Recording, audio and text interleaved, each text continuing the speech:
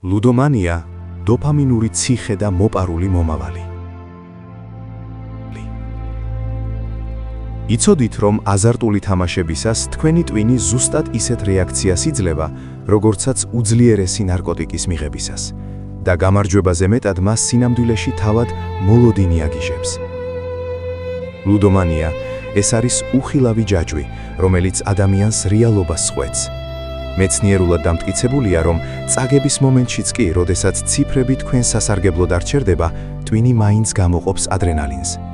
ეს არის თითქმის მოგების ფენომენი, რომელიც ატყუებს თქვენს გონებას თითქოს შემდეგიც და აუცილებლად იღბლიანი იქნება.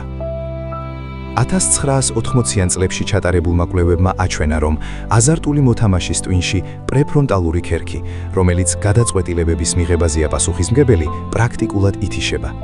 ადამიანი კარგავს დროისა და ფულის აღქმას.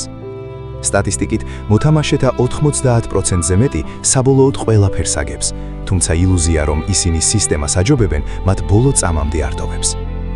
ეს არის ბრძოლა არა იღბალთან, არამედ საკუთარ ბიოქიმიასთან. კაზინოები და სათამაშო აპარატები სპეციალურად არის შექმნილი ხუთივე შეგრძნების მანიპულირებისთვის. ფერები, ხმები და განათება ისეა მოწყობილი, რომ თქვენი ტვინი ტრანსში შევიდეს. ლუდომანია არ არის მხოლოდ ფინანსური კრახი, ეს არის სულიერი დაცარიელება, სადაც ერთადერთი ღირებულება შემდეგი ფსონი ხდება. წარმოიდგინეთ, რომ გაქვთ შანსი ერთი ხელის მოსმით დაიბრუნოთ ცხოვრებაში ყველაფერი, რაც აზარტულ თამაშებში წააგეთ. მაგრამ სანაცვლოდ სამუდამოდ უნდა დაკარგოთ გამარჯვების განცდის უნარი ნებისმიერ სხვა სფეროში და თანხმდებოდით ამ გარიგებას მატერიალური სიმშვიდისთვის, თუ გირჩევნიათ თავად იბრძოლოთ ამ დამოკიდებულების დასამარცხებლად. დაწერეთ თქვენი აზრი კომენტარებში.